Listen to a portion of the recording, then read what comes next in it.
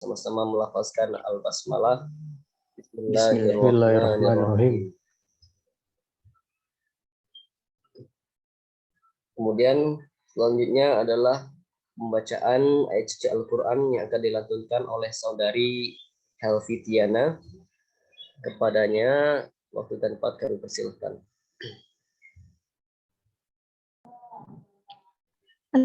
Assalamualaikum warahmatullahi wabarakatuh.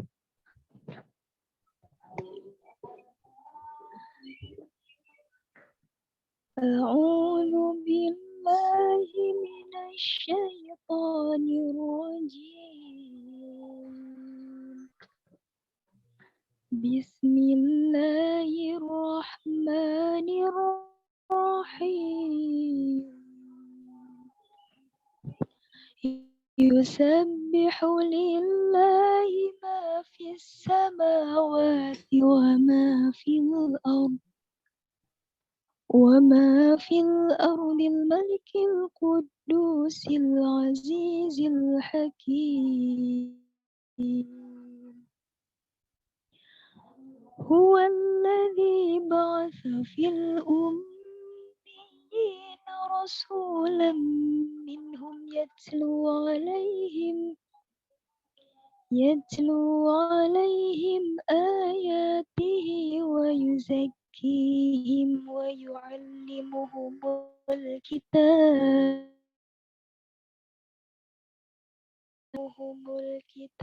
والحكمة وإن كانوا من قبل لفي ضلال مبين وآخرين منهم لما يلحقوا بهم وهو العزيز الحكيم ذلك فضل الله يؤتيه من يشاء والله ذو الفضل العظيم مثل الذين حملوا التوراة ثم لم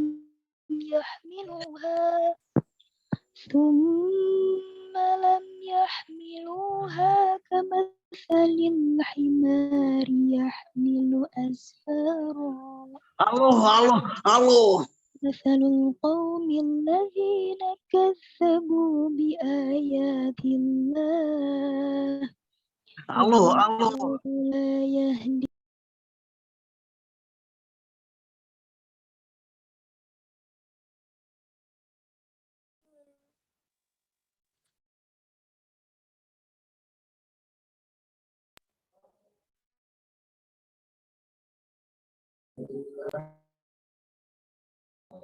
Shallallahul azim wa sadaqa rasulul nabiyul karim wa nahnu syahidin wa syakirin.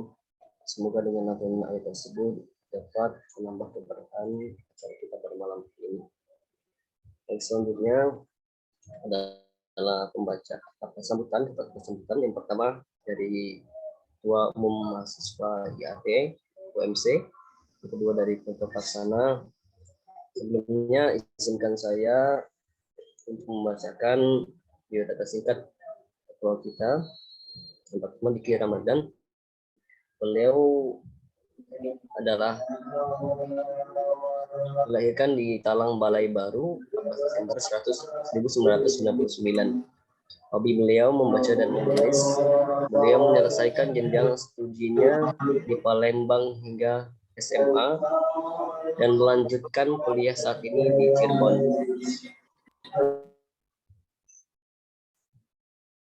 Beliau juga pernah menjabat sebagai OSIS SMA, Kabid Prestasi Akademik, Ketua Umum Paskibra di SMA, dan juga pengurus FMTM, dan sekarang menjabat sebagai Bupati Himata di Universitas Muhammadiyah Cirebon. Kemudian karya-karya beliau yang telah terbit antara lain Luruhnya Sang Pencipta, buku antologi tentang Tuhan dan Para Bintang, Solo, menundukkan kembali posisi perempuan dalam Al-Quran, dan masih banyak lagi karya-karya beliau yang belum saya bisa sebutkan satu persatu. Dan sekarang juga beliau aktif menulis di Tanwir ID websitenya. Kemudian yang kedua, Oh, Natasha Adelia sebagai ketua pelaksana kita pada malam hari ini, lahir di Palembang 16 Juni 2001. Menyelesaikan pendidikannya sampai SMA di Palembang. kamu itu, kamu jorok. Melanjutkan studinya di Universitas Muhammadiyah Cirebon. Kemudian beliau sekarang menjabat sebagai Bendahara Yayasan Al-Hidayah, pengajar TK Plus Al-Hidayah dan MK Al-Hidayah, penanggung jawab RQ Al-Hidayah, mengikuti takhusus bahasa Arab juga di LPT, standar belajar Lipia dan UIM, lulus Tasheh Qiraati tahun 2019, dan wisudawan dalam acara Wisuda Akbar Hafiz Hafizoh bersama Gubernur Sumatera Selatan tahun 2018. Yaitu sedikit biografi singkat Ketua Umum dengan Ketua Pelaksana kita pada malam hari ini. Selanjutnya adalah sambutan. Yang pertama akan disampaikan oleh Ketua Umum di mata UMC pada Saudara Diki Ramadan. Kami persilakan.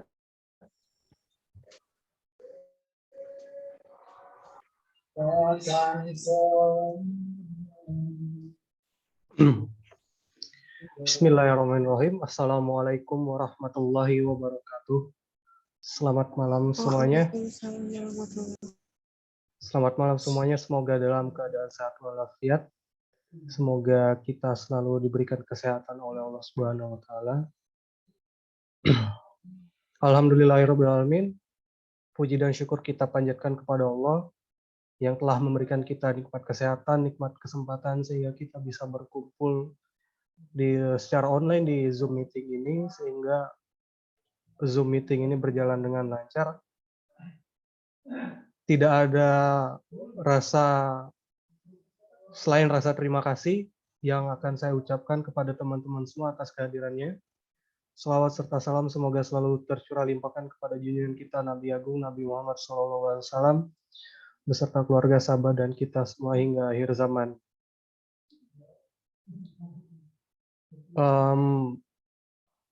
Saya mungkin pertama kali akan menyampaikan permohonan maaf karena salah satu pemateri kita yaitu Prof. Yunan Yusuf belum bisa hadir. Beliau berhalangan hadir karena kemarin menghubungi saya, beliau sedang flu akut. Jadi memohon maaf kepada peserta semuanya atas ketidakhadiran beliau dan memohon maaf kepada pemateri Dr. Kiai Haji Amim Ilyas. Beliau meminta maaf. Kemudian pengantar webinar kita Pak Kiai Toto juga belum bisa berhadir. Sama beliau sedang mengalami sakit juga, flu akut. Dan memohon maaf juga kepada teman-teman semua karena tidak bisa membersamai kita. Dan sebenarnya pemateri kita yang tercinta Dr. Hamim Ilyas juga sebenarnya sedang mengalami sakit ya, tadi menghubungi saya, memberitahu saya.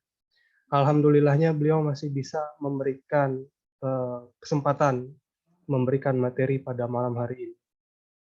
Nah, mungkin selanjutnya tidak banyak yang akan saya sampaikan karena mengingat waktu webinarnya adalah malam hari, mungkin menghemat waktu akan jauh lebih baik sehingga webinar berjalan lebih lama dari pemateri dan sesi diskusi nantinya. Mungkin itu saja yang dapat saya sampaikan, lebih dan kurangnya saya mohon maaf. Wassalamualaikum warahmatullahi wabarakatuh. Waalaikumsalam warahmatullahi wabarakatuh. Terima kasih banyak atas sambutannya kepada saudara Diki Ramadan. Selanjutnya dari Ketua Pelaksana kami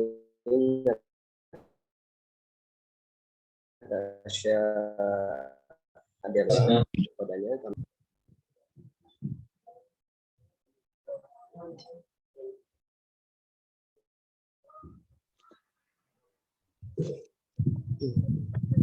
Assalamualaikum warahmatullahi wabarakatuh. Waalaikumsalam warahmatullahi wabarakatuh. Innal hamdalillah nahmaduhu wa nasta'inuhu wa nastaghfiruh ونعوذ بالله من شرور أنفسنا ومن سيئات أعمالنا من يهده الله فلا مضل له ومن يضلل فلا هادي له أشهد أن لا إله إلا الله وحده لا شريك له وأشهد أن محمدا عبده ورسوله الصلاة والسلام على نبينا محمد وعلى آله وأصحابه أجمعين أما بعد. Yang saya hormati pemateri webinar tafsir malam ini yaitu Dr. Kiai Haji Hamim Ilyas MAG Hafizahullah Ta'ala, di mana berkaitan untuk BPM Ketua Himata beserta wakilnya yaitu Kak Diki Ramadan dan Kak Ibrahim. Saya ucapkan terima kasih kepada teman-teman Himata yang telah mempersiapkan webinar ini dengan sangat baik. Jazakumullahu khairan. Semoga ilmu yang ada di webinar ini menjadi amal jariah bagi kita semua. Amin ya rabbal alamin. Sebelumnya saya ucapkan terima kasih juga kepada teman-teman semua atas kehadirannya pada webinar tafsir malam ini. Nanti silahkan didengarkan baik-baik materi yang akan disampaikan oleh pemateri kita, dan jangan lupa dicatat karena ilmu itu memang harus kita ikat dengan pena agar tidak lupa. Dan jangan lupa dicatat juga poin-poin yang kurang jelas untuk ditanyakan kepada pemateri sesi tanya jawab nanti. Lalu teman-teman silakan kameranya dinyalakan. Nah, hal itu juga merupakan suatu adab ketika kita menuntut ilmu, biar guru kita bisa memandang kita. Kalau kata salah satu guru saya, pandangan seorang guru itu merupakan suatu keberkahan tersendiri untuk seorang penuntut ilmu.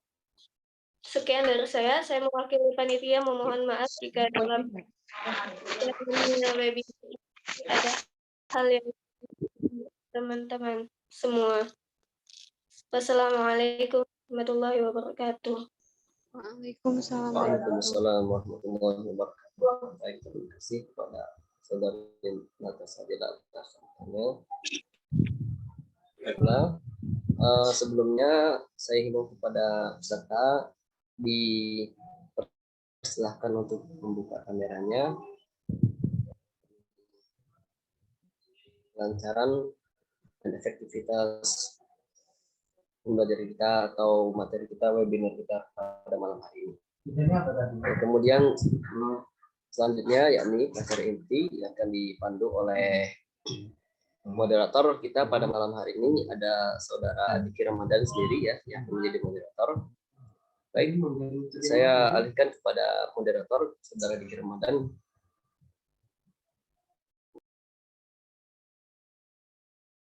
Baik, terima kasih atas kesempatannya. Pembahasan kita pada malam ini adalah tentang urgensi tafsir maudhu'i di kalangan mufasir pemula dan anak muda. Kenapa tema ini diangkat? Sebelum tema ini ditentukan, awalnya kita mau mengadakan webinar dengan Ibrahim El-Haq, influencer. Siapa yang tidak kenal beliau, dengan tema yang sedikit berbeda, yaitu mengimplementasikan Al-Quran dalam kehidupan sehari-hari di kalangan anak muda. Awalnya mau mengadakan webinar itu. Kemudian Ibrahim El-Haq berhalangan hadir, jadi kita ganti menjadi webinar tafsir dengan judul urgensi tafsir maudhu'i.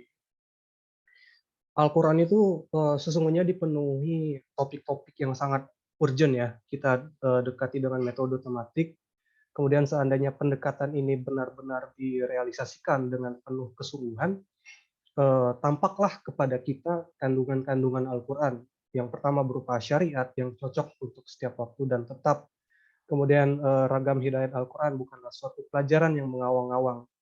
Kemudian tetap menyentuh kejadian-kejadian yang menimpa kelompok manusia, baik personal maupun kolektif dengan tafsir tematik. Kita dapat menetapkan hukum-hukum universal bagi seluruh masyarakat Muslim yang sumbernya tetap satu, yaitu Al-Quran. Saya teringat salah satu pesan Ali bin Abi Thalib bahwa ajaklah Al-Quran berbicara atau biarkan ia menguraikan maksudnya. Pesan ini mengharuskan penafsir atau mufasir.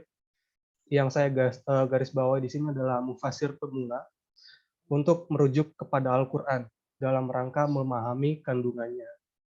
Kemudian dari sini lahir metode tafsir yang bernama metode maudhu'i, di mana mufasirnya berupaya menghimpun ayat-ayat Al-Quran dari berbagai surat yang berkaitan dengan persoalan atau topik yang ditetapkan sebelumnya.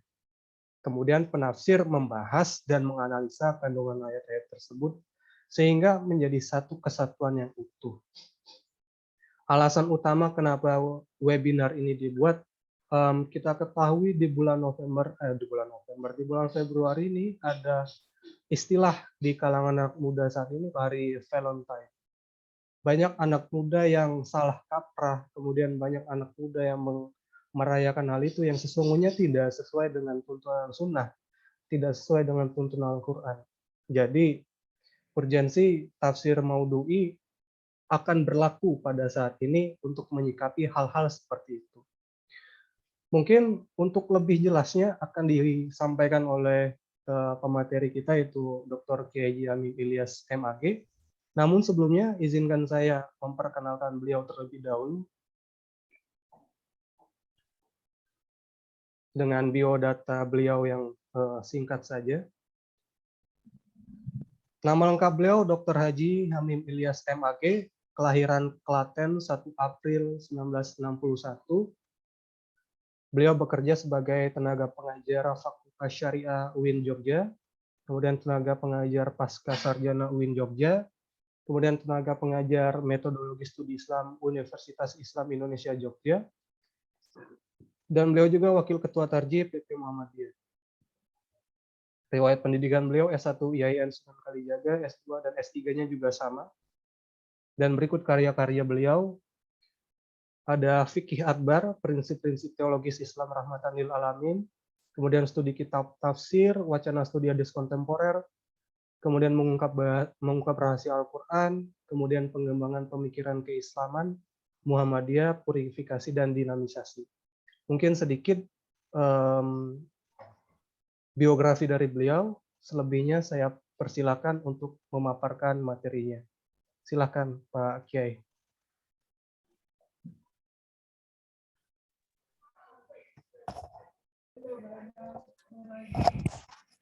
Terima kasih Mas Diki. Saya tes suara saya. Apakah terdengar? Terdengar, Pak. Ya, alhamdulillah. Assalamualaikum warahmatullahi wabarakatuh. Waalaikumsalam warahmatullahi wabarakatuh. Alhamdulillahilladzi an'amana bi ni'matil imani wal islam. Wassalatu wassalamu ala rasulillahi khairil anam. Wa ala alihi wa ashabihil bararatil kiram. Amma ba'du. Teman-teman yang saya banggakan, khususnya pengurus Himata dan panitia penyelenggara. Alhamdulillah pada malam hari ini kita dapat berjumpa dalam forum webinar ini yang alhamdulillahnya itu ya, berlipat-lipat ya. Ketua jurusan sakit, Pak narasumber satunya profesional juga sakit. Sebetulnya saya juga flu berat juga ya. Kalau kemarin saya nggak bisa apa-apa. Karena kemarin nggak bisa keluar suara, kepala sangat pening, nggak bisa untuk berpikir. Alhamdulillah sekarang peningnya sudah berkurang, masih bisa untuk berpikir. Dan suara sudah bisa keluar tapi tidak bisa kencang. Untuk diskusi kita, saya sudah menyiapkan outline yang saya beri judul maudhu'i dalam epistemologi tafsir Al-Quran. Maudhu'inya tidak saya sebut sebagai metode. Ya. Itu nanti ada penjelasannya. Tadi Mas Diki itu menyebut maudhu'i sebagai metode. Itu alasan mengapa tidak saya beri metode. Karena ada pengertian yang lain. Yang ini dalam ilmu tafsir berkembang kajian tentang sumber tafsir, metode tafsir, dan corak tafsir. Dalam kajian tentang 3 bidang tersebut berkembang banyak teori tentang masing-masing bidang. Teori yang paling awal itu tentang sumber dan metode itu satu. Tafsir dibagi 2, tafsir bil ma'thur dan tafsir bil ra'yi. Yang di kalangan para penulis ilmu tafsir, tafsir bil ma'thur, tafsir bil ra'yi itu merupakan sumber dan metode. Sumber dalam pengertian makna Al-Quran itu diperoleh. Sehingga kalau tafsir bil ma'thur itu makna diperoleh dari ma'thur. Ma'thurnya ada perkembangan. Ada Quran sendiri, hadis, qaul sahabat, qaul tabi'in. Terus kemudian kalau tafsir bil ra'yi itu sumbernya adalah ra'yu, nalar. Dan sumber ra'yu itu amat sangat luas. Sehingga penalarannya bukan hanya penalaran rasional yang menggunakan akal, tapi juga penalaran yang menggunakan spiritualitas, kerohanian. Sehingga tafsir bil ra'yi cakupannya amat sangat luas, yang di samping bersumber pada akal, bersumber pada bahasa, bersumber pada mazhab, juga ada yang bersumber pada pengalaman spiritualitas yang dikenal dengan tafsir isyari. Terus kemudian tafsir bil ma'thur bil ra'yi itu sekaligus juga disebut sebagai metode. Cuma metode di situ ya, pengertiannya masih amat sangat luas, ya, masih diartikan sebagai cara untuk menemukan makna. Kalau tafsir bil ma'thur, cara menemukan maknanya dengan riwayat. Kalau tafsir bil ra'yi, cara menemukan maknanya dengan menggunakan penalaran. Kemudian pada tahun 60-an itu ada genre lagi. Kajian tentang tafsir itu ada corak tafsir, alwanut tafsir. Yang sepanjang pembacaan saya, ini alwanut tafsir ini pertama kali dikemukakan oleh Husain Al-Zahabi dan juga Amin Al-Huli. Itu tentang ini ya, berkembang pandangan tadi. Terus kemudian ya, di antara teori tentang metode tafsir yang populer sekarang adalah teori yang dikemukakan oleh Al-Firmawi, ya, yang membagi metode tafsir menjadi ijmali, tahlili, muqaron, dan maudhu'i. Ijmali itu tafsir Al-Quran secara ringkas, singkat, dan padat.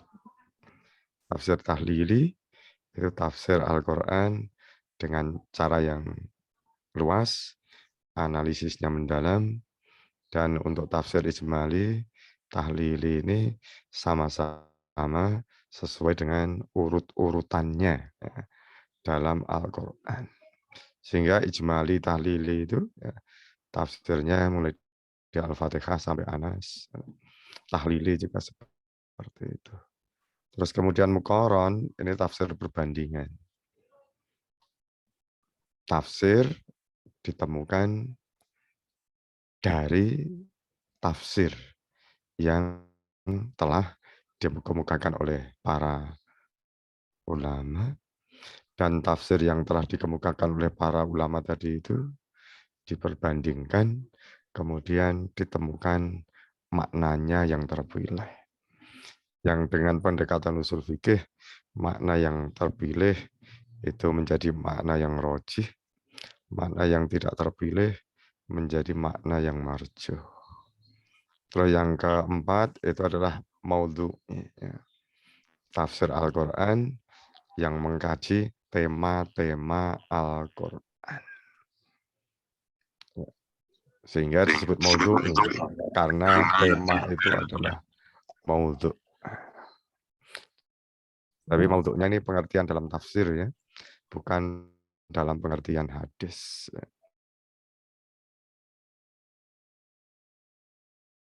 Metode dalam filsafat adalah teknik yang digunakan untuk memperoleh pengetahuan. Jadi metode itu tidak sekedar cara, tapi teknik. Teknik itu pasti atau mendekati pasti. Terus kemudian terukur. Cara itu bisa tidak pasti, bisa tidak terukur. Sehingga cara itu lebih umum daripada metode. Karena kalau metode itu adalah teknik untuk memperoleh pengetahuan. Ini pengertian metode dalam filsafat. Yang berdasarkan pengertian metode dalam filsafat ini, 4 metode tafsir yang dikemukakan Al-Firmawi itu hanya satu yang menjadi metode, yakni muqaron, perbandingan. Karena tadi itu, perbandingan itu menemukan makna dengan teknik perbandingan. Nah, teknik perbandingan itu tidak sekedar cara, karena ada ukuran-ukurannya. Ketika ukuran-ukurannya, itu ketika perbandingan dengan model usul fikih atau model dalam studi agama. Kalau model usul fikih, perbandingannya itu untuk rojih tadi itu. Kalau dalam studi agama, perbandingannya itu untuk menemukan titik temu apa yang dibandingkan itu. Ini ya, sehingga yang disebut metode, teknik untuk memperoleh pengetahuan, muqaran. Ijmali dan tahlili itu merupakan eksposisi. Cara penyajian tafsir. Singkat, padat, perinci, luas, mendalam, sesuai dengan urut-urutan ayat dan surat dalam mushaf. Itu eksposisi, bukan untuk menemukan makna. Sebab kalau namanya metode, tapi untuk menemukan makna, bukan cara penyajian. Terus sedangkan maudhu'i itu menjadi kaidah atau perangkat analisis tafsir. Terus kemudian dalam perspektif filsafat ilmu, kajian tentang 3 bidang tersebut, metode, sumber tafsir, metode tafsir, dan corak tafsir dapat disatukan menjadi epistemologi tafsir. Yang epistemologi ini merupakan cabang dari filsafat yang mengkaji tentang ilmu. Dan yang dikaji dalam epistemologi tentang ilmu itu, yang dikaji adalah sumbernya, metode, dan tolok ukur kebenaran. Sehingga ini, loh, corak tafsir nggak ada ya. Corak tafsir itu nanti berhubungan dengan metode bisa. Berhubungan dengan sumber itu juga bisa. Terus kemudian yang tidak dibicarakan dalam metode tafsir yang ada itu, ya, tapi tidak dibicarakan secara eksplisit adalah tolok ukur kebenaran tafsir itu apa. Oke, kemudian di bawahnya, ke bawah. Ya, oke. Oke, dalam tafsir Al-Quran yang berkembang sejak zaman klasik sampai zaman kontemporer sekarang, terdapat 10 kecenderungan epistemologi. Ada tafsir tradisional. Tafsir tradisional ini tafsir yang sumbernya adalah tradisi. Tradisi itu ajaran yang dirumuskan oleh tokoh-tokoh yang memiliki otoritas. Sehingga ini hadis, qaul sahabat, qaul tabi'in, qaul ulama, pasca tabi'in sampai sekarang itu menjadi qaul, menjadi tradisi. Terus kemudian yang tradisional itu ada metodenya. Metodenya metode periwayatan.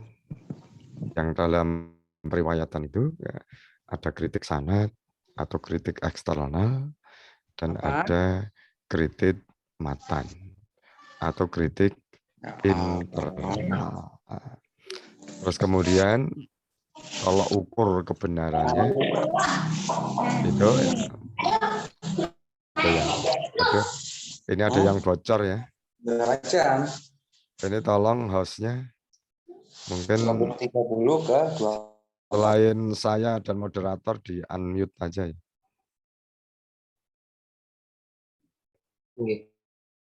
Oke, terus kemudian tolok ukur kebenarannya. Yaitu tadi kebenaran sanad atau kebenaran matan. Atau dua-duanya. Terus kemudian yang kedua adalah tafsir rasional. Tapi kalau satu-satu saya jelaskan itu nanti panjang banget ya. Suara saya terbatas. Tapi ya saya itu tadi sekedar sebagai contoh. Ada tafsir rasional, tafsir sofistik, tafsir ilmi, terus kemudian ada tafsir murni. Tafsir murni itu ya, ada yang sumbernya bahasa, metodenya linguistik, sumbernya bahasa, metodenya sastra, sumbernya bahasa, metodenya semantik. Terus ada tafsir partisan. Tafsir partisan ini tafsir yang membela mazhab. Tafsir yang membela mazhab ini tafsir yang sumbernya itu adalah mazhab. Terus kemudian ada tafsir perbandingan. Terus ada tafsir ideologis. Tafsir ideologis ini tafsir yang sumbernya adalah ideologi Islamisme. Yang ideologi Islamisme itu ada dua. Ya. Ada yang revivalisme dan ada yang fundamentalisme. Kalau revivalisme itu ideologi dalam pengertian kehidupan sekarang. Jadi ideologi itu kan pemikiran tentang penyelenggaraan kehidupan sekarang. Kalau revivalisme itu kehidupan sekarang ini, kehidupan di abad 21 di Indonesia sekarang ini harus diselenggarakan dengan cara hidup yang dilakukan Nabi, sahabat, dan tabi'in atau generasi salaf. Karena bagi revivalisme, ya, sejarah itu sudah berakhir dengan berakhirnya generasi tabi'in. Setelah generasi tabi'in, itu tinggal mengamalkan cara hidup, pandangan yang berkembang mulai dari Nabi sampai pada zaman tabi'in. Ini ya revivalismenya yang salafisme. Terus kemudian kalau fundamentalisme, itu ya, kehidupan sekarang ini diselenggarakan dengan sistem Islam. Karena dalam fundamentalisme itu diajarkan sebagai ajaran Islam kafah bahwa Islam bukan hanya sekedar sistem kepercayaan dan sistem peribadatan, tapi Islam itu merupakan sistem kehidupan yang total. Sehingga sistem Islam itu juga meliputi sistem hukum, sistem politik, sistem ekonomi, sistem sosial, sistem pendidikan, sistem budaya, dan sistem kehidupan yang lain. Kata kaum fundamentalis, pilihan umat Islam hanya satu, yaitu melaksanakan sistem Islam secara murni dan konsekuen. Tidak boleh mencampur adukkan sistem Islam dengan sistem yang lain. Sehingga di kalangan kaum fundamentalisme, Muhammadiyah dan NU itu bukan Islam yang benar. Karena Muhammadiyah dan NU menerima sistem kepercayaan dan sistem kepribadatan Islam, tapi mau menerima sistem politik demokrasi, sistem hukum positivisme, sistem ekonomi pasar, sistem pendidikan koedukasi. Karena bagi mereka ya, pendidikan yang benar itu tidak koedukasi. Jadi laki-laki dan perempuan itu tidak boleh berada di ruang kegiatan belajar mengajar yang sama. Harus dipisah. Kalau nggak dipisah, ya itu harus ada tabir pembatas. Terus kemudian ada tafsir kontekstual. Ini dengan menggunakan metode hermeneutika. Terus kemudian ada tafsir takwili. Tafsir takwili ini tafsir untuk menemukan makna yang utuh dan sesuai dengan tujuan risalah Islam sebagai rahmat bagi seluruh alam. Yang ini dulu ya di masa awal tafsir dan takwil itu pengertiannya sama. Sehingga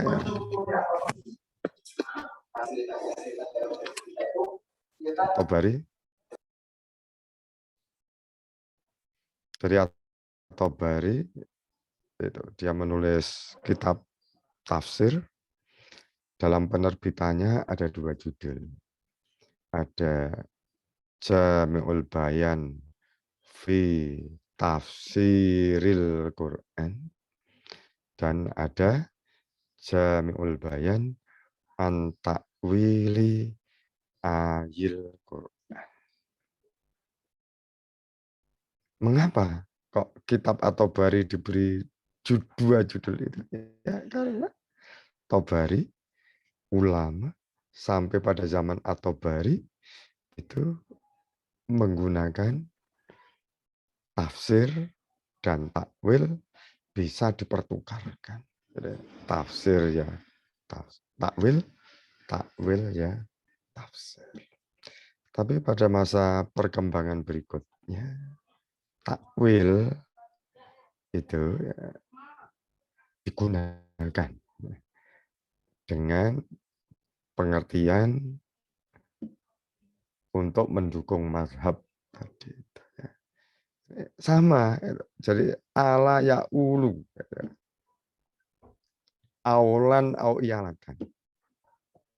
Itu bisa berarti kembali. Sehingga awala yu awilu mengembalikan. Tapi ialah itu juga bisa berarti sasa ya susu siasatan, mengatur. Yang ketika berkembang tafsir partisan, terutama setelah abad ke-5 Hijriah, tafsir itu untuk membela mazhab, maka ketika takwil itu mengembalikan, maka mengembalikannya itu mengembalikan ke mazhab. Mana Al-Quran dikembalikan ke mazhab. Tidak seperti zaman At-Tabari. Ketika takwil itu kembali, makna Al-Quran itu ya dikembalikan kepada Al-Quran. Atau kepada ajaran yang telah dirumuskan oleh para ulama. Di makna ayat itu dikembalikan kepada hadis. Dikembalikan kepada akwal sahabat, akwal tabi'in. Ketika mengatur juga seperti itu. Sehingga ya, ketika siasah, takwil itu berarti adalah mengatur. Maka makna Al-Quran itu diatur. Supaya sesuai dengan makna yang dimaksudkan oleh Al-Quran. Atau diatur supaya sesuai dengan makna yang dikemukakan oleh Nabi. Dikemukakan oleh tabi'in. Tapi kemudian mengaturnya ketika berkembang tafsir untuk membela mazhab itu mengatur supaya makna itu ya, sesuai dengan pendirian yang berkembang dalam mazhab. Ini takwil mengatur, mengembalikan makna Al-Quran supaya sesuai dengan mazhab tadi itu secara vulgar dinyatakan oleh seorang tokoh mazhab Hanafi, Al-Karhi. Dia menyatakan kullu ayatin au haditsin yukhalifu ma alaihi ashabuna fa huwa mangsufun au muawwalan. Ya. Tiap ayat atau hadis yang tidak sejalan dengan pendirian tokoh-tokoh mazhab kami, maka ayat atau hadis tadi itu dinyatakan dinasah, dihapus, tidak berlaku lagi, atau ditakwilkan supaya sesuai dengan pendirian mazhab. Tapi untuk tafsir takwili yang nomor 10 ini, itu diaturnya, dikembalikannya, itu bukan kepada mazhab. Tapi diatur, dikembalikan kepada tujuan risalah Islam yang ditegaskan sebagai rahmatan lil alamin. Rahmatan lil alamin, nanti di belakang ada penjelasannya. Terus ini ya, maudhu'i digunakan sebagai kaidah atau perangkat analisis dalam tafsir rasional, tafsir murni, tafsir kontekstual, dan tafsir takwil. Ini supaya lebih jelas, ini penjelasannya dengan contoh. Penerapan kaidah maudhu'i dalam penafsiran ayat-ayat jihad. Kalau tafsir rasional, dan ini rasionalnya rasional dalam Al-Manar, Muhammad Abduh, yang Al-Manar itu kan Al-Quran itu ajaran-ajarannya kebahagiaan hidup bagi semua orang. Tapi kebahagiaan hidupnya, kemaslahatannya itu dirumuskan dari balik meja, tidak dari lapangan. Sehingga jihad itu dalam tafsir Al-Manar itu pengertiannya jihad adalah perjuangan yang maslahat untuk mewujudkan kebahagiaan bagi semua yang dirumuskan dari balik meja, tidak dari lapangan. Sehingga ketika kemaslahatan itu sudah ada di pikiran, ya itu berarti yang maslahat. Tidak perlu dilihat di lapangan. Yang dipikirkan sebagai maslahat itu dalam kenyataannya memberikan maslahat atau tidak. Terus kemudian tafsir murni. Yang tafsir murni itu menemukan makna Al-Quran ketika turun dan makna relasional. Makna relasional itu ya, makna ayat atau kata dalam hubungannya dengan konteks internalnya dalam Al-Quran sendiri. Yang itu ya, makna rasional itu meskipun relasional itu meskipun katanya sama, ayatnya sama, tapi maknanya itu bisa beda-beda. Meskipun dalam satu surat berdekatan. Misalnya ini, dalam surat Ar-Rahman, ada 32 ayat yang sama. Fabi ayyi ala'i rabbikuma tukadziban. Maka anugerah Tuhan yang manakah yang kamu dustakan? Itu kalau makna bahasanya sama. Tadi itu. Maka anugerah Tuhan yang manakah yang kamu dustakan? Tapi makna rasionalnya itu beda-beda. Di 32 tadi itu beda-beda. Sesuai dengan konteks pembicaraan sebelum fabi ayyi ala'i rabbikum tukadziban. Yang ini ya, kalau yang tafsir murni jihad itu adalah perjuangan dalam bentuk dakwah, perlawanan dan perang. Karena ya, maknanya ketika Quran turun bisa dipahami, bisa menunjuk ke dakwah, bisa menunjuk ke perlawanan, sekaligus juga bisa menunjuk ke perang. Terus ini kalau tafsir kontekstual, ini Fazlur Rahman, ya, Fazlur Rahman itu kan berpandang bahwa elan vital Al-Quran untuk akidah itu tauhid, untuk kehidupan bersama itu adalah keadilan sosial. Sehingga dalam tafsir kontekstualnya Fazlur Rahman, jihad adalah perjuangan mewujudkan keadilan sosial. Nah, terus kemudian kalau tafsir takwili gimana? Tafsir takwili, pengertian istilah dalam ilmu itu digunakan. Jadi dalam istilah ilmu, jihad itu ada 3 pengertian. Di kalangan para fuqaha, dan itu yang populer, tapi sebetulnya keliru.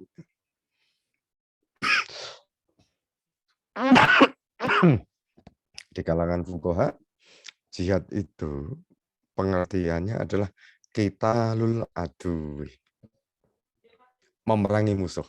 Dan itu yang populer. Sehingga di kalangan banyak umat Islam, itu jihad itu adalah perang. Tapi itu salah. Tapi populer.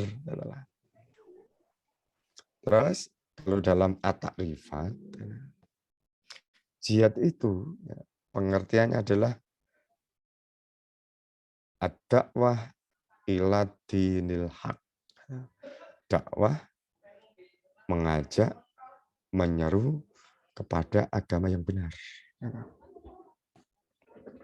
Tapi kalau dalam Mu'jam Mufradat Alfat Al-Quran, ini berarti dalam tradisi tafsir, jihad itu adalah badlul wus'i fi mudafa'atil aduwi.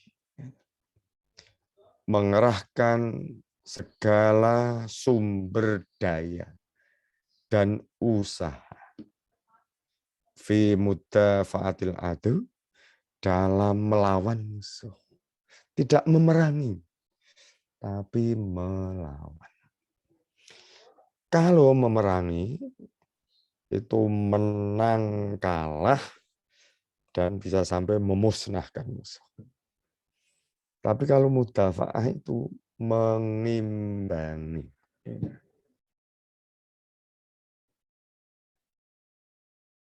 Ya, musuh melakukan apa? Kemudian diimbangi.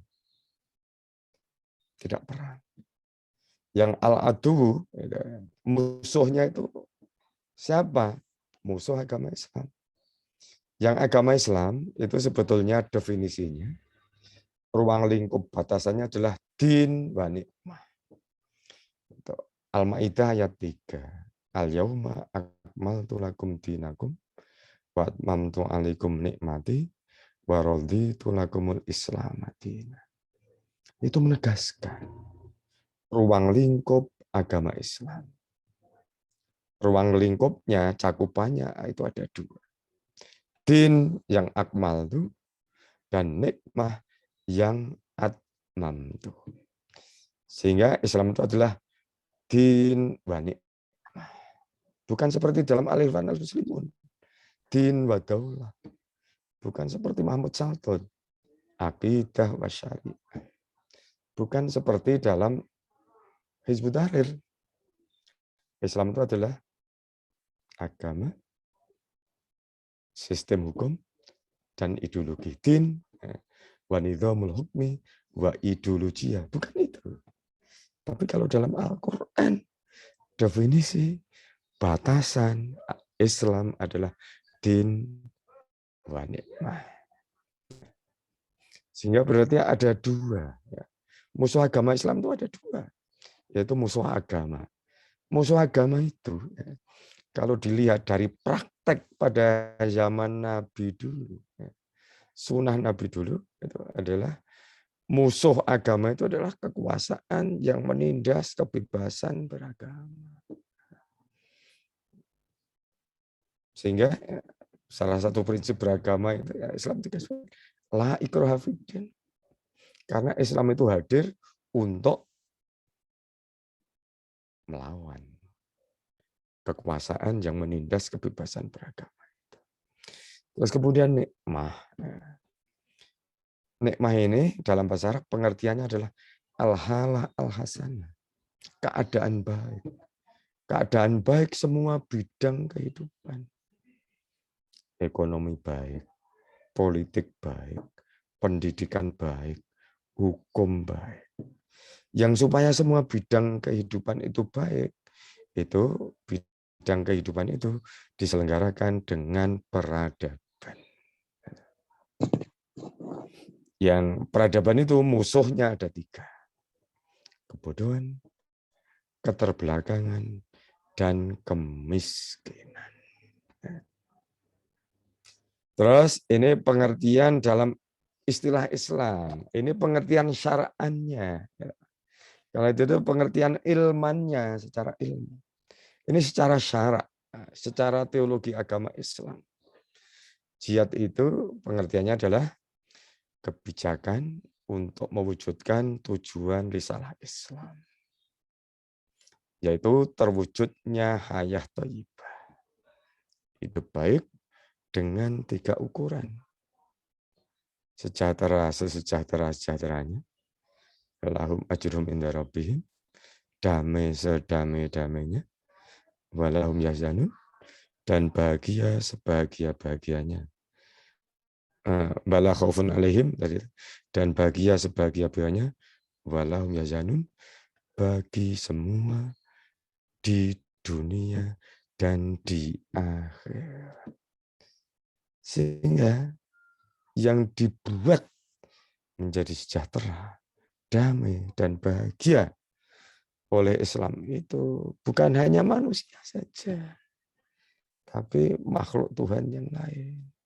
Sehingga ada hadis yang menjelaskan, perempuan masuk neraka fi hirratin, gara-gara seekor kucing. Loh, kok bisa masuk neraka gara-gara seekor kucing? Kata Nabi, perempuan itu memelihara kucing, mengikatnya, tidak memberinya makan, sehingga kucing itu mati kelaparan karena tidak bisa mencari makan sendiri dengan mengais-ais sisa makanan di tempat sampah atau yang diberikan oleh orang lain. Loh, kok bisa masuk neraka karena membuat mati kucing? Karena Islam itu agama rahmat, kesejahteraan, kedamaian untuk semua makhluk Tuhan, termasuk kucing. Nabi melarang kencing di air yang tidak mengalir, karena air tidak mengalir itu bisa rawan timbul kuman, bakteri. Kalau kemudian dikencingi, wah itu sudah berarti sudah menumbuhkan bakteri itu situ. Dan itu kemudian bisa menimbulkan penyakit bagi orang. Dan seterusnya. Oke? Terus kemudian di bawahnya.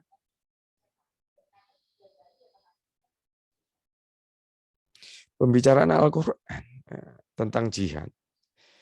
Ini juga ada ideologi jihad. Bagaimana jihad itu diselenggarakan. Ideologi jihad ini dibicarakan dalam surat Al-Furqan ayat 62. Fala tuti'il kafirina wajahidhum bihi. Lawanlah mereka, orang-orang kafir itu. Bihi, dengan Al-Quran. Dan ini jihad dengan Al-Quran dalam konteks pembicaraan ini Quran itu sebagai ideologi jihad.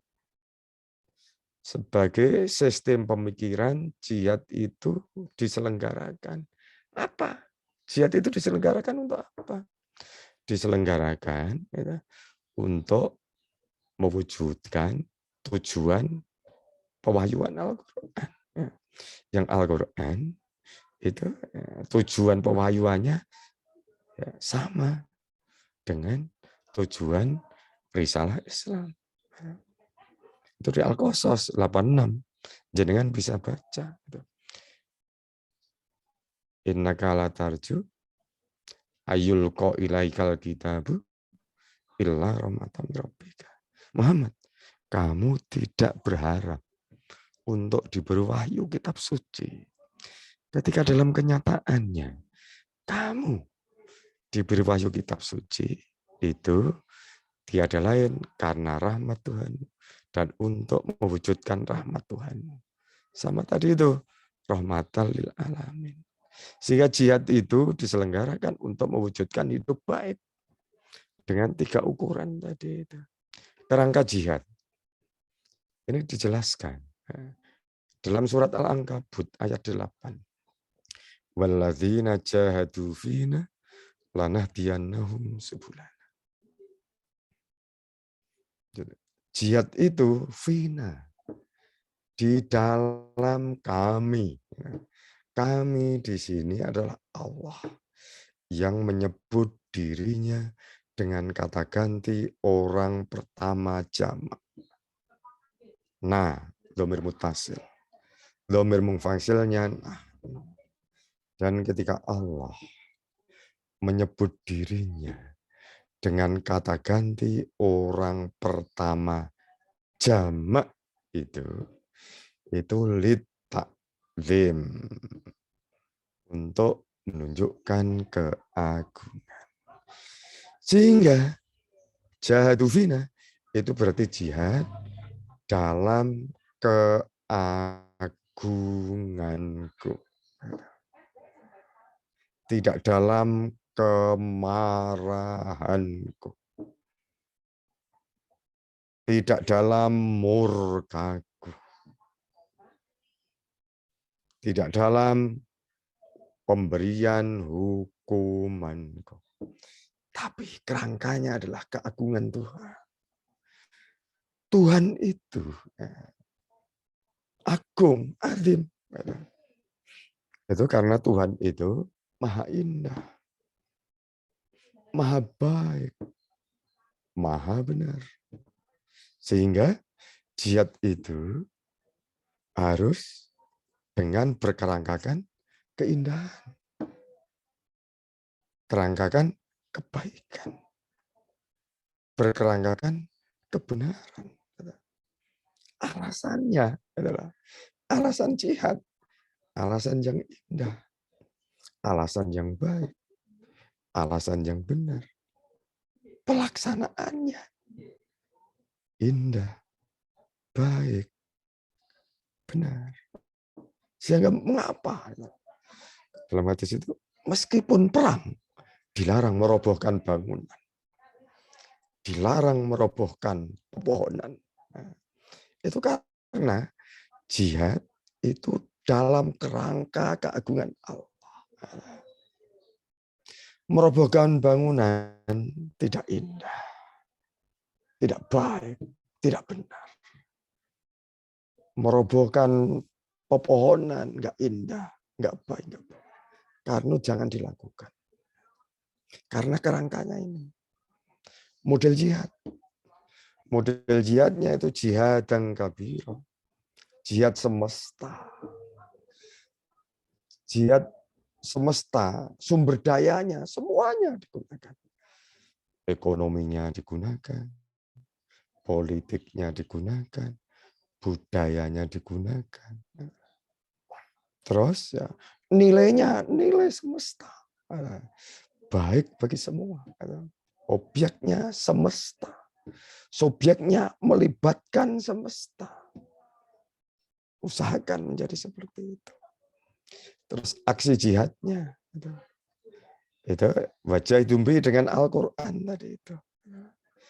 Ini kalau dalam Abu Sa'ud dengan Al-Quran itu membacakan Al-Quran, memperdengarkan bacaan Al-Quran, menyampaikan isi Al-Quran. Itu aksi jihad.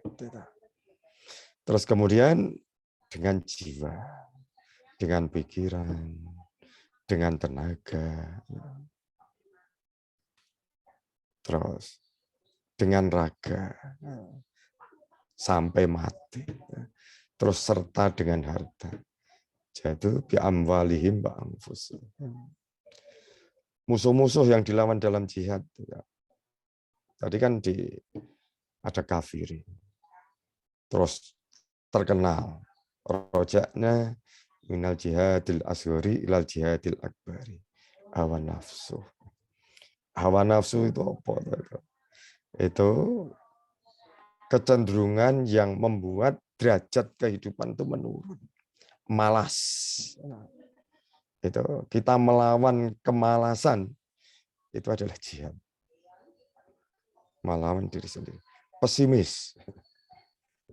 Jenengan mahasiswa merasa madece, masa depan cerah, apa merasa madesu, masa depan suram? Jihad jenengan, kalau merasa madesu, masa depan suram, jenengan harus melawan. Pesimis menjadi optimis. Suka marah, dilawan.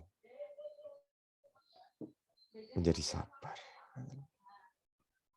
Itu jihad. Setan. Kan setan itu musuhnya nyata. Jadi kekuatan tersembunyi itu yang melawan kemanusiaan itu setan. Terus kebodohan, keterbelakangan dan kemiskinan. Kok alasan taklif jihad? Mengapa sih kok orang Islam itu diperintahkan untuk melakukan jihad dengan pengertian di atas? Itu di surat At-Taubah.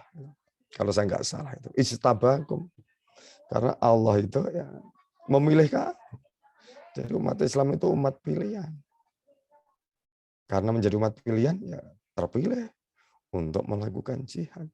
Kalau bukan umat pilihan, nggak dipilih untuk melakukan jihad. Terus hasil jihadnya apa? Surat Al-Taubah juga. Al-Khairat. Cuma sayangnya, ya, kalau jenengan ya, baca di kitab-kitab tafsir, rata-rata Al-Khairatnya itu dimaknai dengan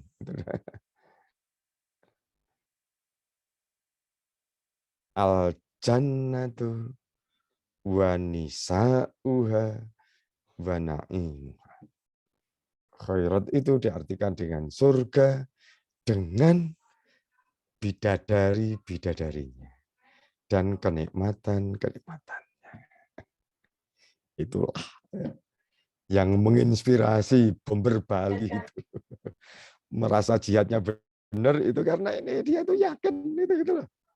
Dengan jihadnya itu dia itu mendapatkan khairat surga dengan nisa'ihina wa na'imihina itu.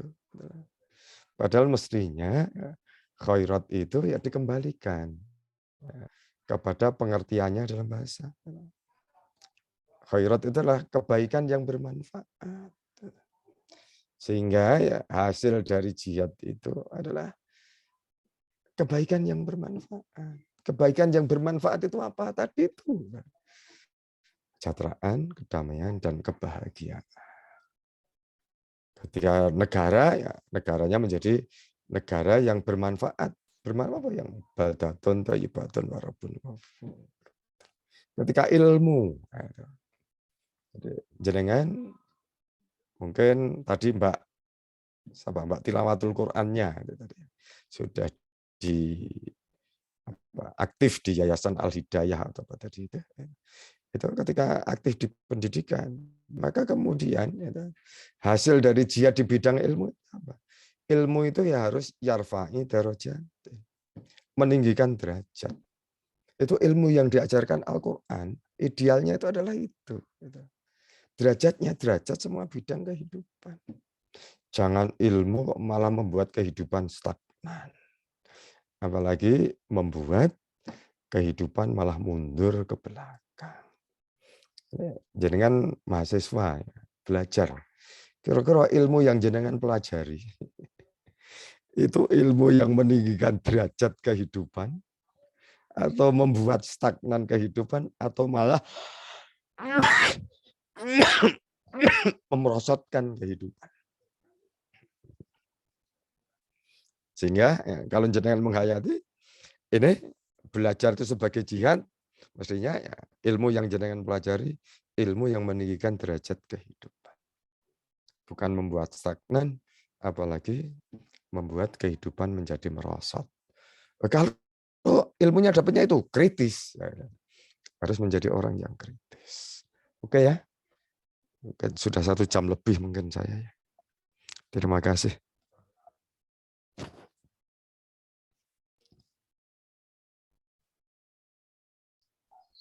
Baik, terima kasih banyak atas pemaparan materinya yang sangat luar biasa, Pak Kiai.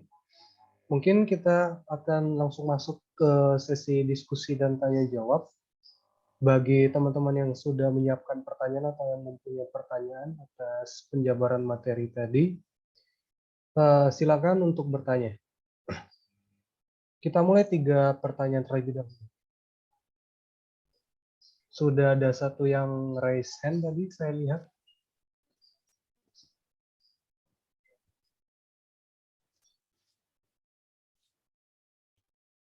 Siapa tadi yang raise hand? Silakan yang raise hand tadi, Mas Rizal Muhlisin. Ya.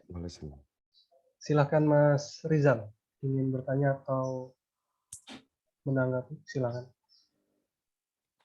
Ya, terima kasih. Assalamualaikum warahmatullahi wabarakatuh. Waalaikumsalam. Alhamdulillahirabbil alamin. Saya sangat bersyukur ya karena bisa mendengar pengajiannya Ustadz Hamim. Pertanyaan saya ada 2, Pak. Yang pertama mengenai epistemologi tafsir. Jadi kan kalau kita lihat, kalau kita dengar ya, yang hendak dikembangkan sama Ustadz Hamim adalah tafsir takwil. Iya. Kalau yang saya lihat ya, Ya, kalau yang saya lihat dari penjelasan tadi. Nah, saya ingin tanyakan kan tadi dalam epistemologi itu setidaknya ada 3 yang dibahas. Ada sumber, metode, sama validitas, tolak ukur. Iya. Nah, kalau tafsir takwil sendiri, mohon maaf, kedengeran suara saya? iya. Terdengar, Kalau dengar. tafsir, ya, Pak, boleh saya lanjutkan ya? Iya. Kalau tafsir takwili itu metodenya apa dan tolak ukur kebenarannya itu seperti apa? Itu yang pertama. Iya. Kemudian yang kedua, kalau kita lihat perkembangan tafsir sebenarnya sudah banyak bermunculan tafsir-tafsir yang saya kira sangat luar biasa. Nah, kita boleh sebut misalnya tafsir kontekstual yang dipelopori oleh Fazlur Rahman. Itu kan tafsirnya sudah sangat luar biasa menurut saya. Namun lagi-lagi masih ada kesenjangan yang sangat jauh antara Islam yang dicita-citakan dalam tafsir kontekstual misalnya dengan realita yang ada, dengan Islam historis ya Mas. Masih ada kesenjangannya sangat jauh. Jadi penyebabnya itu sebenarnya apa Pak? Ataupun solusinya itu seperti apa? Jadi jangan sampai kita ya kalau bahasanya itu menumpuk-numpuk teori yang sangat jauh dari realita. Sudah banyak bagi saya itu banyak sekali bermunculan tafsir-tafsir yang sangat luar biasa, tapi nyatanya toh belum ada perubahan yang radikal di dalam tubuh umat Islam seperti itu, Pak. Mungkin itu yang dapat saya tanyakan. Terima kasih waktunya. Assalamualaikum warahmatullahi wabarakatuh. Waalaikumsalam. Mau langsung dijawab atau ada? Oke, ini 2 dengan Mbak Dia ya. Mbak Dia sekalian, karena sudah raise hand. Oke, baik, silakan. langsung saja ya. Mohon maaf sebelumnya suara saya terdengar. Terdengar, Mbak. Silakan. Dengar. Alhamdulillah. Sebelumnya terima kasih kepada moderator yang telah mempersilahkan mungkin ya. Sebelumnya juga saya terima kasih.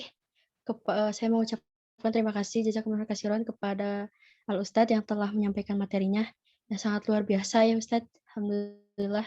Langsung saja mungkin perkenalkan, nama saya Dea Zahra Nur Fitrah, asal kampus dari STAI Persatuan Islam Garut. Program studi Ilmu Al-Quran dan Tafsir semester 2.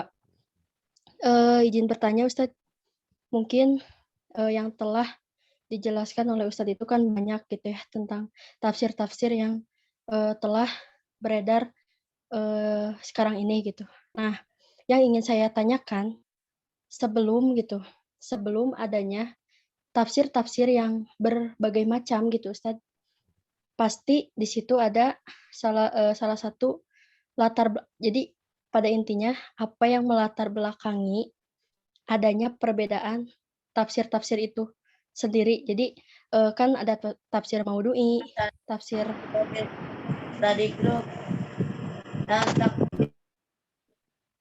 Nah, jadi yang menjadi pertanyaannya itu apa yang melatar belakangi adanya perbedaan tafsir-tafsir itu sendiri gitu. Jadi apa sih yang melatar belakangi bisa gitu kalau misalnya dalam bahasa Sunda ya Ustadz, bisa ayana perbedaan bermacam-macam lah gitu tafsir nateh gitu Ustadz. Namun sih latar belakangnya gitu. Hatur nuhun Ustadz. Mungkin Assalamualaikum warahmatullahi wabarakatuh. Waalaikumsalam warahmatullahi wabarakatuh. Oke. Baik, silakan Pak Kiai untuk dijawab. Selanjutnya mungkin pertanyaan di kolom chat untuk dijawab. Oke. Terima kasih atas respon Mas Rizal dan Mbak Dea ya. Yang pertanyaan pertama dari Mas Rizal. Jadi saya memang menggunakan epistemologi atau metode takwil itu. Dalam buku saya Fikih Akbar. Itu meskipun judulnya Fikih Akbar, tapi itu pembicaraannya bukan fikih. Dan nanti juga bukan sekedar kalam. Karena fikih akbar di situ pengertiannya itu saya kembangkan menjadi athawabit fil Islam. Hal-hal yang tidak berubah dalam Islam. Hal-hal yang tidak berubah dalam Islam itu saya bagi ada 4. Yang pertama adalah sistem kepercayaan, akidah. Terus yang kedua itu sistem peribadatan. Yang ketiga sistem nilai. Dan yang keempat adalah sistem gagasan visioner. Baik sistem kepercayaan, peribadatan, nilai, visioner tadi itu dirumuskan dari Al-Quran. Sehingga itu merupakan kitab tafsir yang menggunakan metode takwili. Yang metode takwili ini menggunakan sumbernya itu yang ada di epistemologi sebelumnya. Jadi ada qaulnya dipakai. Jangan baca buku saya, nanti kan saya merujuk ke qaul siapa. Terus akal juga dipakai, ilmu juga dipakai, sumbernya ilmu juga dipakai, spiritualitas juga dipakai, konteks juga dipakai. Yang perbandingan juga dipakai, yang tidak dipakai yang partisan. Karena kalau kemudian menyetujui pendapat yang ada dalam mazhab, itu tidak untuk mendukung mazhab, tapi untuk mencapai tujuan risalah Islam. Metodenya apa? Itu metode yang dikenal dalam ilmu tafsir dengan kaidah-kaidah tafsir. Yang kaidahnya saya bagi menjadi 3. Ada kaidah tasyri'i, kaidah yang berkaitan dengan penetapan ajaran. Ini kalau dalam usul fikih, kaidah tasyri'iyah biasanya yang dibicarakan hanya nasikh mansukh. Tapi sebetulnya kalau kita baca dalam pemahaman yang dilakukan oleh para ulama, yang digunakan para ulama hukum bukan hanya nasikh mansukh saja, tapi juga ada asbabun nuzul, munasabah, makkiyah madaniyah, muhkam, mutasyabih. Terus kemudian ada kaidah lughawiyah. Kaidah lughawiyah bukan hanya usulul Quran, bukan hanya kaidah usul lughawiyah yang ada dalam usul fikih, tapi juga kaidah lughawiyah yang ada dalam semantik, makna relasional tadi itu, makna asal, makna relasional. Terus kemudian dalam stilistika itu saya usahakan untuk merujuk itu. Terus juga itu menggunakan kaidah yang ketiga, kaidah taqalidiyah. Kaidah yang berhubungan dengan tradisi, ajaran yang telah dirumuskan oleh para ulama. Yang sebetulnya Quran itu jelas banget. Ketika kita itu merujuk kepada tradisi, termasuk hadis, itu ada rambunya Quran. Jadi kan bisa baca di surat Al-Baqarah ayat 151 atau 152 itu kan. Nabi itu kan membacakan kepadamu ayatihi wa yuzakkikum wa yu'allikumul kitaba wal hikmata wa yu'allimukum ma lam takunu ta'lamun. Nabi itu untuk ayat-ayat Al-Qur'an itu ketika mengajarkan membacanya ayat. Terus Nabi itu yuzakki, membersihkan sifat-sifat tradisi yang buruk, terus kemudian dikembangkan sifat tradisi-tradisi yang baik. Terus yu'allimukumul kitab. Nabi itu mengajarkan Alkitab. Quran disebut Alkitab, bukan Al-Quran. Dan itu ada maknanya. Itulah.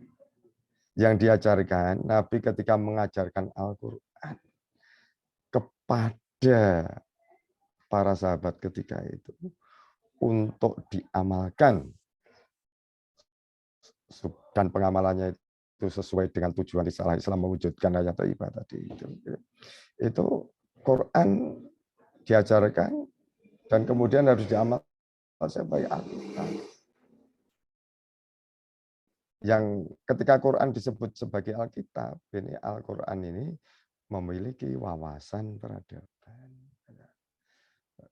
Kok bisa ketika Al-Quran itu disebut sebagai kitab menunjukkan wawasan peradaban? Iya, karena dalam sejarah peradaban umat manusia itu kan mengalami pergantian peradaban yang luar biasa.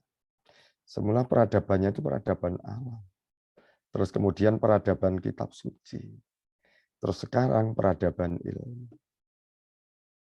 Peradaban ilmu ini mulai abad ke-18 Masehi. Yang dulu ketika Al-Quran turun, masyarakat yang memiliki kitab suci dipandang peradabannya lebih tinggi dibandingkan dengan masyarakat yang belum memiliki kitab suci. Nah, seperti sekarang, masyarakat yang menguasai ilmu pengetahuan dan teknologi, peradabannya lebih tinggi dibandingkan dengan masyarakat yang belum menguasai ilmu pengetahuan dan teknologi. Terus wal hikmah, tidak dengan wal hadis, tidak dengan was sunnah, tapi hikmah. Itu berarti apa? Itu berarti sunnah hadis itu seharusnya diposisikan sebagai hikmah. Ketika hadis diposisikan sebagai hikmah itu apa? Pengertiannya sebagai hikmah. Itu sebagai pencegah keburukan. Jadi, hikmah itu karena untuk mencegah keburukan. Sebagai asas, sebagai prinsip, sebagai kearifan. Sehingga kalau kita sekarang mau mengamalkan hadis, sunnah Nabi itu persis, kita berat banget. Nabi itu menikah usia 25 tahun. Dengan janda usia 40 tahun. Kaya, sudah punya anak 2 perempuan. Mas Rizal sudah nikah belum? Kalau mengikuti sunnah Nabi, belum ya. Kalau mengikuti sunnah Nabi itu, jenengan nanti nikahnya usia 25 tahun, dengan janda kaya, usia 40 tahun, punya anak 2 perempuan. Mau gitu jenengan? Enggak. Itu makanya itu surah itu dipahami sebagai hikmah. Adalah sebagai pencegah keburukan. Pencegah keburukannya apa? Nikah itu ya sudah 25 tahun, itu ekonominya sudah bisa mandiri kan gitu. Janda kaya itu kan bisa mandiri.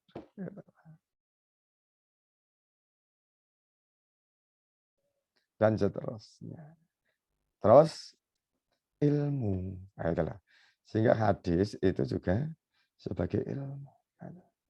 Ya, nanti jenengan baca deh buku-buku saya. Saya tidak promosi. Tapi gimana saya menerapkan metode takwili itu dalam itu tadi. Tolak ukurnya apa? Ya tolak ukurnya ini.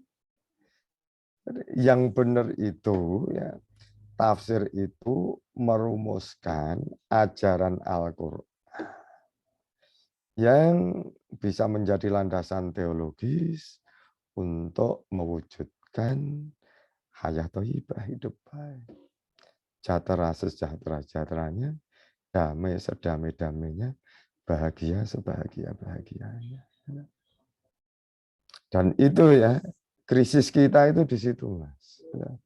Mengapa sudah bertumpuk-tumpuk teori keadaan nggak berubah? Itu karena kita itu tidak mendefinisikan.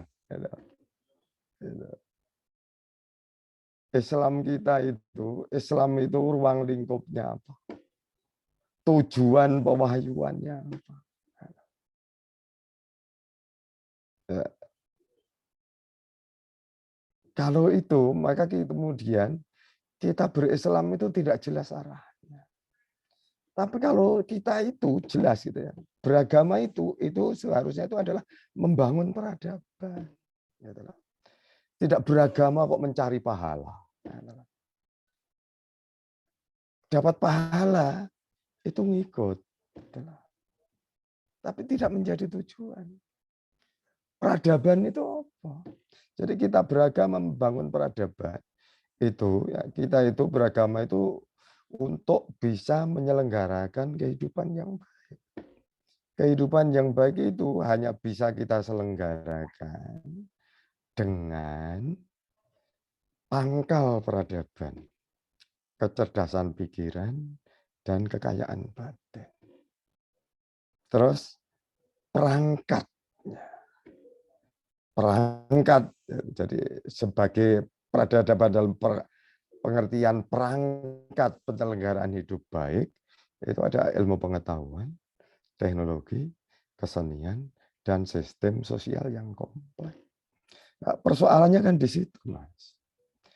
Kita itu beragama Islam anti peradaban. Itu celaka banget. Sehingga ya kita nggak bakalan baik. Gitu. Dan itu yang bertumpuk-tumpuk tadi itu ya, itu belum sampai merumuskan seperti itu. Sehingga buku saya itu ada profesor yang menilai, Profesor Munir Mugan, tidak sekedar radikal, tapi super radikal. Karena dalam buku saya itu jelas banget. Tujuan risalah Islam itu untuk mewujudkan hayat thayyibah tadi. Yang kemudian saya jelaskan, ada landasannya. Landasan itu groundnya. Yang ibaratnya bangunan, ground itu adalah tanahnya. Sehingga bangunan itu ya, harus disesuaikan dengan tanahnya. Yogyakarta, tempat tinggal kami, rawan gempa. Tanahnya rawan gempa. Maka bangunannya harus dibuat tahan gempa. Supaya ketika terjadi gempa, tidak roboh. Tidak menimbulkan banyak korban. Nah, Islam rahmatan lil alamin itu seperti itu. Agama rahmatan lil alamin yang diwahyukan, didakwahkan untuk mewujudkan hidup baik dengan 3 ukuran tadi itu ada groundnya, landasannya. Landasannya itu apa? Tauhid Rohamudiyah. Terus kemudian kerasulan rahmat dan kitab suci rahmat. Terus juga ada fondasinya. Kalau fondasinya itu adalah bagian dari bangunan yang ditanam di dalam tanah. Dalam buku saya fondasinya ada 4. Ada paradigma, ada definisi agama, terus kemudian ada organisasi agama, dan ada fungsi agama. Coba ini kalau saya tanya ke jenengan, coba fungsi agama Islam itu apa? Ketika kita nggak tahu, ya itu beragama kita itu nggak jelas. Itu problem kita di situ. Sehingga kita itu ya, beragama Islam dan mengalami krisis inspirasi dari Islam yang kita pelajari. Dengan beriman. Imannya jenengan iman sifat 20 atau tauhid rububiyah, uluhiyah, tauhid fil asma wa sifat. Dengan iman kepada sifat 20, uluhiyah, rububiyah, jenengan diinspirasi untuk apa? Untuk melakukan apa? Ketika masih harus mikir, berarti jenengan mengalami krisis inspirasi. Nah, ini beda dengan saudara-saudara kita yang lain. Inspirasi dari agamanya itu jelas. Kalau dalam saudara-saudara kita Nasrani, beragama Kristen itu apa? Melakukan diakonia.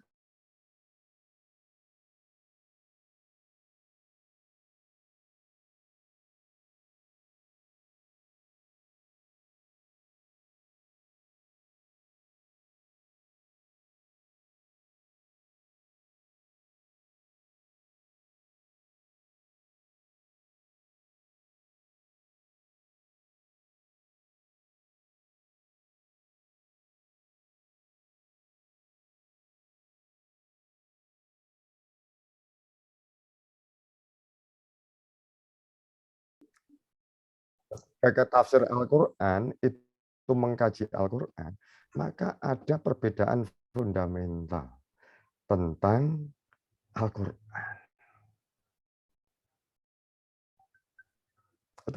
Ada dua paradigma besar tafsir Al-Quran. Yang pertama, tafsir Al-Quran yang memandang Al-Quran sebagai kitab agama. Yang kedua, memandang Al-Quran sebagai kitab sastra. Yang pandangan fundamentalnya Al-Quran kitab agama, ini ada 4 kecenderungan besar.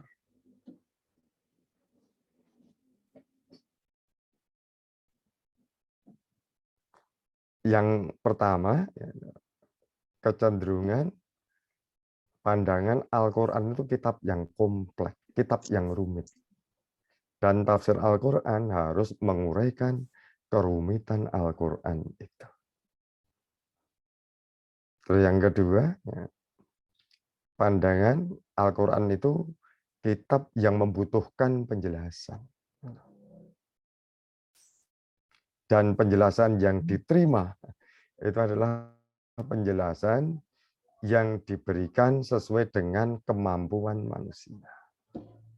Terus yang ketiga, kecenderungannya itu reduksionis. Tadi Al-Karhi tadi itu. Al-Quran dijadikan sumber legitimasi, sumber pembenaran mazhab. Jadi bukan sumber kebenaran, tapi sumber pembenaran. Yang sebagai sumber pembenaran, Al-Quran ditundukkan kepada mazhab. Bukan mazhab ditundukkan kepada Al-Quran. Kecenderungan yang keempat itu adalah kecenderungan petunjuk Al-Quran. Kecenderungan petunjuk Al-Quran ini sub kecenderungannya itu ada 7. Gitu. Kebahagiaan hidup dunia akhirat. Terus petunjuk spiritualitas. Petunjuk hukum. Petunjuk tradisi. Terus petunjuk ideologi. Petunjuk keadilan. Yang ketujuh, petunjuk rahmat tadi. Dan yang saya gunakan, itu yang paradigma yang saya gunakan, Al-Quran kitab agama, yang menunjukkan rahmat Tuhan. Rahmat Tuhan itu apa? Hidup baik. Dengan 3 ukuran. Nah, ini kalau paradigma beda, itu sudah barang tentu, maka kemudian ketika mengumpulkan sumber beda, analisisnya beda, maka kemudian hasilnya juga beda. Tunggu ya. Oke, sudah atau masih dilanjutkan?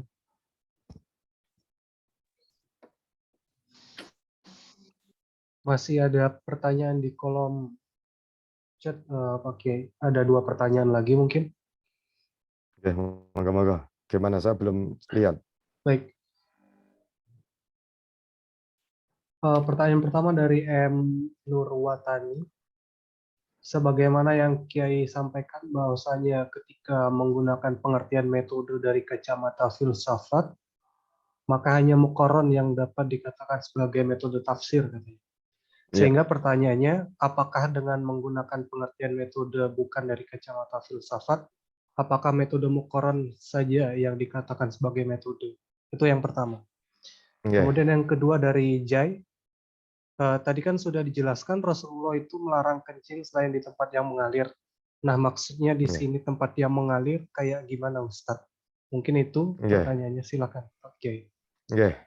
Jadi yang pertama, kalau metode dipahami sebagai cara secara umum, itu ya keempat-empatnya masih bisa. Cuma sudah barang tentu, tadi itu ketika cara itu cara menafsirkan atau cara menemukan makna. Sebab seharusnya kalau metode tafsir itu ya seharusnya itu cara menemukan makna, bukan cara menafsirkan atau cara menyajikan tafsir. Kalau cara menafsirkan ijmali, terus tahlili, maudhu'i, itu bisa cara menafsirkan. Tapi kalau cara menemukan makna itu yang ijmali dan tahlili nggak bisa. Tapi kalau yang maudhu'i itu masih bisa. Ya, karena memang menemukan makna itu diantaranya juga dengan ada analisis yang dikenal dengan analisis kesatuan tematik. Sehingga ini karena apa ini? Ketika kalau saya, karena ini metode, dan metode dalam tafsir, itu mestinya metodenya itu metode menemukan makna. Bukan metode menafsirkan atau metode menyajikan tafsir. Sehingga kalau saya tetap yang bisa masuk itu satu tadi itu. Terus yang ini kalau ma'rokit itu kan air tidak mengalir meskipun jumlahnya itu banyak. Misalnya itu di empang. Itu kan tidak mengalir. Tapi kalau air mengalir itu ya sudah barang tentu tidak asal mengalir. Tapi mengalir yang alirnya deras, terus luas, dan itu pun itu seharusnya juga tidak harus dipahami bahwa kalau di air yang mengalir itu diperbolehkan. Jadi dulu ketika Nabi menyabdakan itu kan karena di padang pasir, terus tandus, air itu mahal, makanya air yang tidak mengalir, termasuk itu air yang ada di sumber air, di oase-oase itu jangan kencing di situ.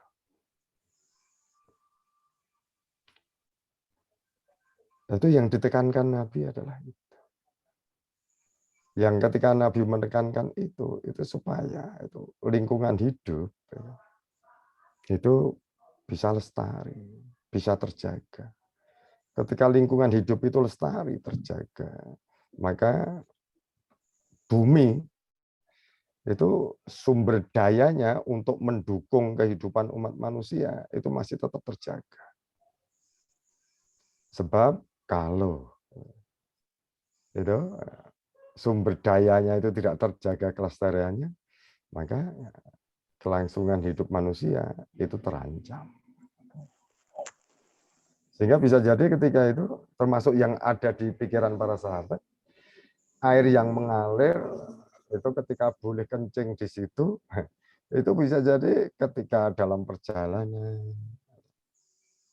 hujan lebat, maka kemudian bisa kencing di air yang mengalir, banjir yang air hujan itu. Bisa jadi yang ada gitu. Dan para sahabat ketika itu kemudian tidak ada pikiran untuk kencing di air sungai. Sebab kalau membolehkan satu orang untuk kencing di sungai, itu berarti membolehkan semua orang. Dan itu yang terjadi dalam tradisi kita. Saya nggak tahu ketika saya kecil dulu, hampir semua masyarakat pedesaan itu buang air besarnya, BAB-nya itu di sungai semua. Ketika dulu itu sungainya masih lebar, jumlah penduduknya masih sedikit, enggak persoalan.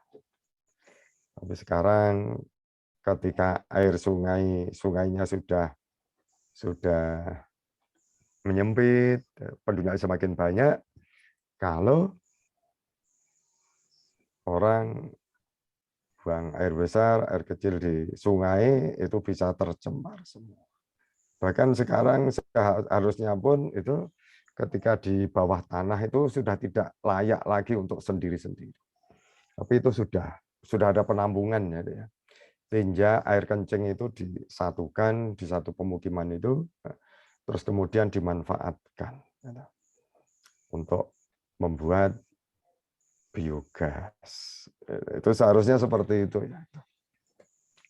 Kalau kita mau bumi itu memiliki daya dukung yang memadai untuk hidup manusia. Kita sekarang belum memiliki problem itu. Tapi sekarang itu sudah banyak ya, lingkungan yang air bawah tanahnya sudah tidak layak konsumsi. Di kampus kami, UIN Jogja itu, air bawah tanahnya sudah tidak layak konsumsi. Tidak bisa digodok untuk air minum, itu sudah nggak bisa. Karena sudah bakteri L. coli-nya sudah banyak, kandungan zat besinya juga sudah banyak. Nah, saya kira itu ya, sudah cukup ya Mas Anu ya, Mas Diki ya. Ya, sudah cukup. Oke, ya saya akhiri, kurang lebihnya mohon maaf. Assalamualaikum warahmatullahi wabarakatuh. Waalaikumsalam warahmatullahi wabarakatuh. Alhamdulillah, materi atas penyampaian materinya, terima kasih banyak Pak Kiai, dan terima kasih juga teman-teman yang sudah meramaikan dengan bertanya dan diskusi. Cukup menarik, bahkan sangat menarik. Sekali lagi terima kasih. Semoga ilmu yang disampaikan oleh beliau kita bisa terapkan dalam kehidupan sehari-hari. Saya selaku moderator mohon maaf jika ada kesalahan dalam memandu acara. Saya kembalikan lagi ke MC. Kepada MC saya persilahkan.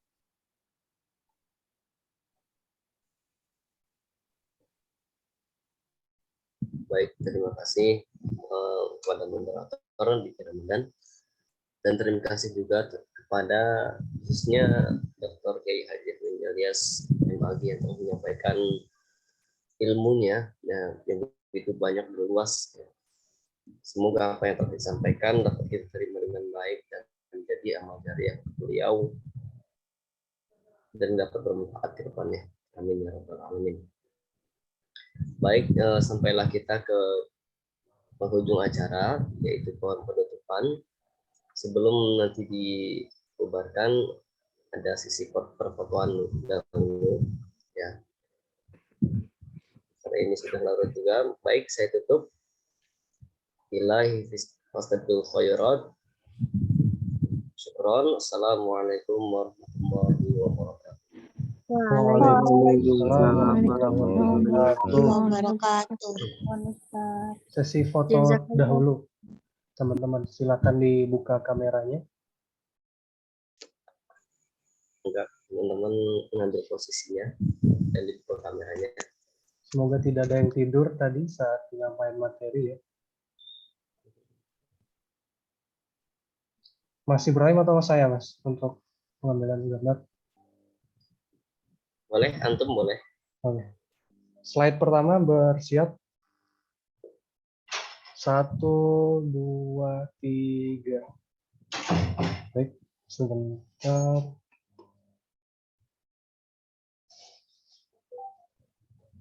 Ya, slide 2. 1, 2, 3.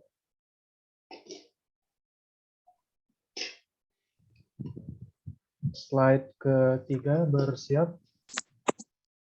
1, 2, 3. Baik, terima kasih. Saya langsung pamit nih. Oke, terima kasih. Terima kasih. Oke, Mbak Iyakum, sama-sama. Mudah-mudahan manfaat.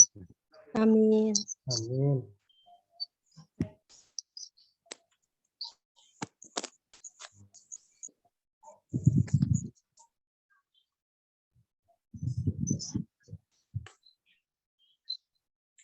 Teman-teman, mohon maaf untuk sertifikat dan link absen menyusul ya, karena ada kendala penanggung jawab pembuat sertifikat kami, laptopnya mengalami kerusakan. Nanti akan kami infokan lagi untuk terkait absen dan sertifikat. Terima kasih teman-teman atas kehadirannya. Di bulan depan insya Allah akan ada lagi webinar dari kami bersama Prof. Amin Abdullah, doakan saja. Pantengin grupnya terus, jangan sampai keluar ya. Terima kasih. Silakan bagi yang ingin keluar.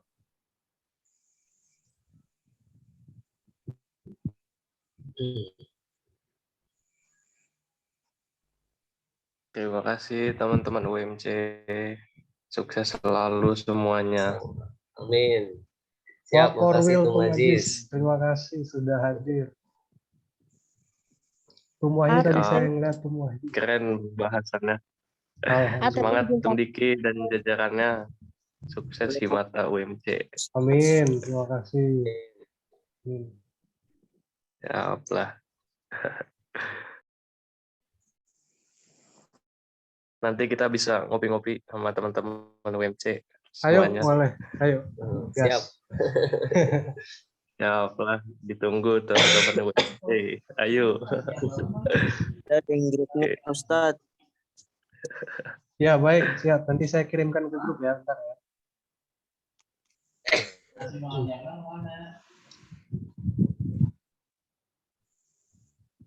Saya izin keluar ya. Ya, Tom. Pak MC, Kak Kiki, dan yang lainnya. Siap. Terima kasih sudah hadir. Karib-karib. Siap, sama-sama. Salam buat karib-karib yang lain. Sukses buat semua acaranya, keren-keren, hebat. Terima kasih. Terima kasih. Assalamualaikum. Waalaikumsalam.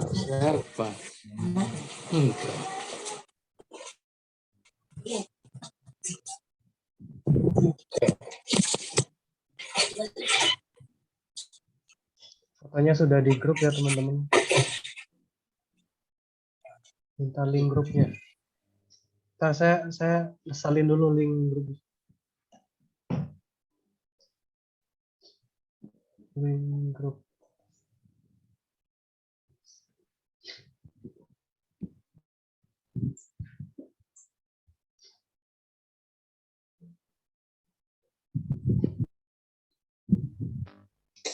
Nah, silakan masuk ke grupnya.